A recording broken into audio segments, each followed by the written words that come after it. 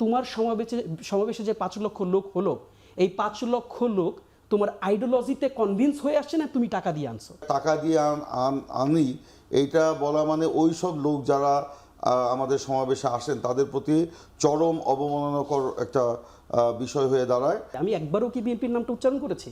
বাংলাদেশে আপনি কিভাবে ট্রিট করেন, আপনি কিভাবে কোশ্চেন করেন, ইভেনচুয়ালি ইটসেলফ ইউ। আপনাকে যদি আপনার টকশোতে যদি আমি হাজির হই আর আজকের দিনে যদি আমার কোনো সমাবেশে 100 লোক হয়, আপনি আমাকে প্রশ্ন করেন যে আপনার সমাবেশের লোক হলো কিভাবে, আপনি কিন্তু কখনো এটা কোনো রাজনৈতিক দলকে প্রশ্ন করেন না যে তোমার সমাবেশে যে 5 লক্ষ লোক হলো, এই 5 লক্ষ লোক তোমার আইডিওলজিতে কনভিন্স হয়ে আসছে না তুমি টাকা দিয়ে আনছো। কাজেই এই quantitative politics and qualitative politics, এই দুইটার মাঝে একটা বড় ডিফারেন্স কিন্তু 5 আগস্টে আমাদেরকে দেখিয়েছে। এটা আমাদেরকে একটু বুঝতে হবে। টাকা দিয়ে কেউ আনে? অবভিয়াসলি আনে, এটা তো রাজনৈতিক বাস্তবতা। আচ্ছা, এটা কেউই শোনেন। প্রিন্স ভাই এই কথার সঙ্গে দ্বিমত পোষণ করছে সম্ভবত। আমি একটু প্রিন্স ভাইয়ের কাছ থেকে শুনতে চাই। আমি এটার সাথে একেবারেই দ্বিমত পোষণ করছি। আমাদের সমাবেশে বা আমাদের রাজনীতিতে যে হাজার হাজার লক্ষ লক্ষ লোকের সমাবেশ হয়, এইটা টাকা দিয়ে আনি এইটা বলা মানে ওই সব লোক যারা আমাদের সমাবেশে আসেন তাদের প্রতি চরম অবমাননাকর একটা বিষয় হয়ে দাঁড়ায়। এবং এই যে উনি বলছেন যে কোয়ালিটি পলিটিক্স, ওনারা যে সে কোয়ালিটি পলিটিক্স যে করতে চান সেটা প্রমাণ করে না। এবং একটা কথা আমি বলি যে এখানে কোয়ালিটি পলিটিক্সটা কি এটাকে বুঝতে হবে। এখন যেমন কালকে ওনাদের দলের পক্ষ থেকে বলা হলো যে শাপলা প্রতীক যদি আমাদেরকে না দেওয়া হয় তাহলে ধানের শীষও থাকবে না। এটা নিশ্চয়ই 5ই আগস্টের যে রাজনীতির যে পরিবর্তন, সে পরিবর্তন এটা মিন করে না। এবং সেটা আপনার সেই পুরনো বন্দোবস্তের দিকেই কিন্তু ফিরে যেতে হয়।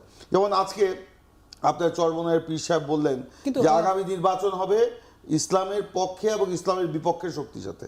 তার মানে ওই যে আওয়ামী লীগ যে আপনার এর আগে রাজনীতি করেছিল মুক্তিযুদ্ধের পক্ষে এবং মুক্তিযুদ্ধের বিপক্ষে শক্তিকে ডিভাইডেড করে, সে কিন্তু ওই জায়গাতেই আবার ফিরে যাওয়া হচ্ছে। বিএনপি কি সেটা করছে না? না, বিএনপি আমরা বিএনপিটা 5ই আগস্টের পরে আমাদের নেতা যেমন তারেক রহমান উনি একটা পলিসি স্টেটমেন্ট করেছিলেন, আপনারা জানেন, আপনারা সেটা বারবারই সেটা উল্লেখ করেছেন। আমি শেষ করি, আমি এটার উত্তর দিব। আমি যে কথা বলছিলাম যে আমাদের নেতা তারেক রহমান বলেছিলেন যে 5ই আগস্টের যে পরিবর্তন, এই পরিবর্তনটা শুধুমাত্র যেন ক্ষমতার হাত বদল না হয়, এটা যেন রাজনীতির পরিবর্তন হয়, রাষ্ট্রের পরিবর্তন হয়। এবং রাজনীতি এবং রাষ্ট্রের পরিবর্তন করতে হলে আমরা যারা রাজনৈতিক নেতাকর্মী আছে আমাদের মন মানসিকতারও পরিবর্তন করতে হবে।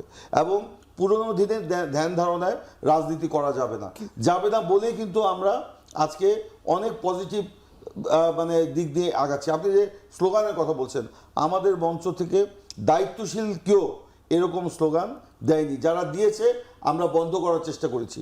তাদেরকে আমরা রাতারাতি তো একটা পরিবর্তন আনা যাবে না, আমরা পরিবর্তনের দিকে যাচ্ছি।